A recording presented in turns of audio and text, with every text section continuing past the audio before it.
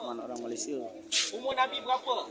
Umur Nabi, kita kira umur Nabi 25 tahun. Kemudian Khadijah meninggal, isteri Nabi yang seterusnya umur 49 tahun. Nabi berkahwin dengan isteri yang kedua. Namanya, siapa dia nama dia? Saudah binti Zam'ah.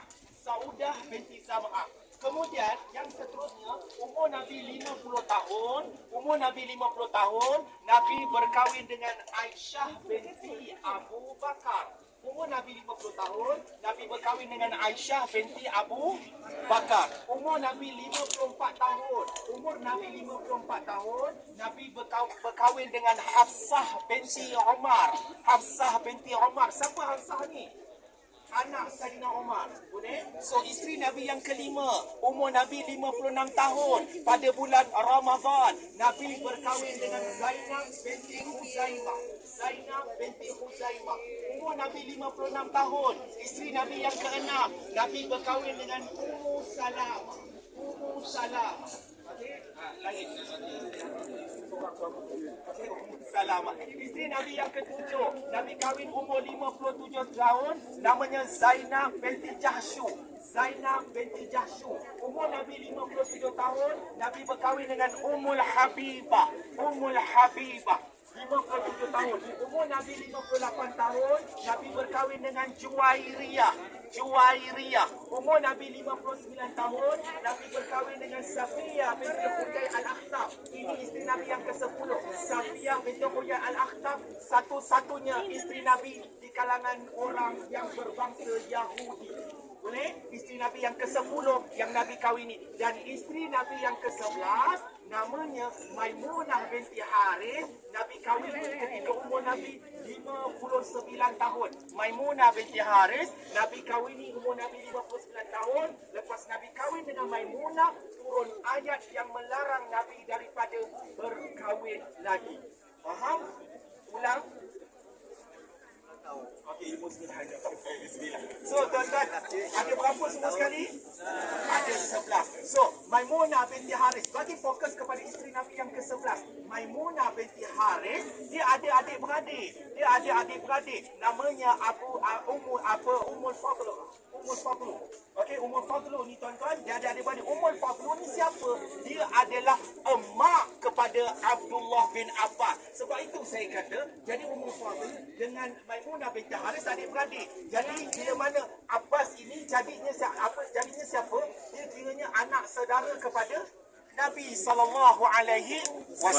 Tuan-tuan yang dirahmati Allah Subhanahu Wa Taala. Kenapa masjid ini dikenali dengan nama Masjid Abdullah bin Abbas? Kerana tuan-tuan yang dirahmati Allah, pada zaman Khalifah Abu Bakar As-Siddiq radhiyallahu anhu, Abu Bakar telah menghantar pendakwah bagi berdakwah di sini. Tuan-tuan yang dirahmati Allah. Maka Abdullah bin Abbas datang ke sini dan berdakwah di lokasi ini, di lokasi Taif ini. Yang paling menarik dia tuan-tuan, mari kita kembali kepada ketika mana Nabi SAW, ketika itu Ummul Fadlu, ketika itu dia mengandung. Dia buat apa? Dia mengandungkan Abdullah bin Abbas. Dan pada ketika itu tuan-tuan yang dirahmati Allah Subhanahu Wa Taala, Nabi duduk dekat hujung Ismail. Nabi nampak, ya Ummul Fadl, adakah engkau mengandung? Kata Ummul Fadl, ya aku mengandung. Nanti lepas kau bersalin jumpa dengan aku. Maka ketika mana selepas bersalin, Ummul Fadl berjumpa dengan Nabi SAW.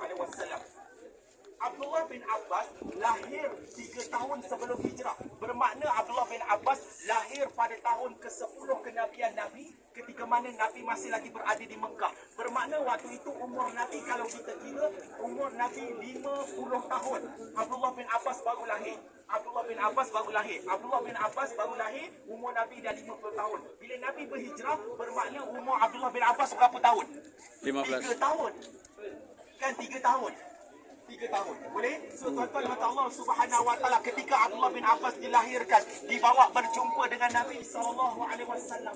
Apa yang Nabi SAW lakukan? So apa yang Abdullah bin Abbas Nabi buat? Nabi ambil Abdullah bin Abbas, kemudian Nabi mendoakan Abdullah bin Abbas. Nabi tahmidkan Abdullah. Tahmid belah mulut.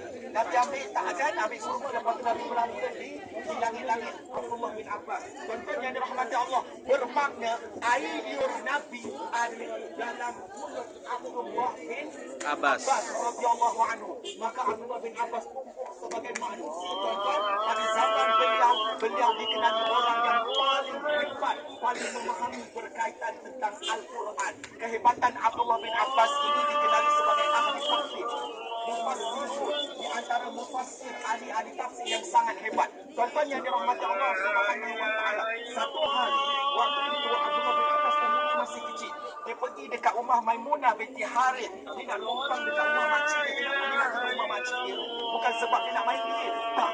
Tapi dia datang dekat rumah makcik dia untuk apa? Sebab dia nak tengok umur anak ini masih kecil. Sebab dia nak tengok macam mana Nabi SAW beribadah. Masya Allah, hebat anak kecil ini, tuan-tuan. Maka tuan-tuan, ketika itu dia sediakan zaman ini, dia nak berwudu. Maka mereka buat ada satu waduk, tempat wudu. Satu bekas. Jadi disediakan untuk Nabi SAW. Jadi bila Nabi tengok, kata Nabi, siapa yang sediakan bekas wudu? Kita dapat pencerahan dari Ustaz dari Malaysia. Mudah-mudahan berkah, ada manfaat. Amin ya Allah.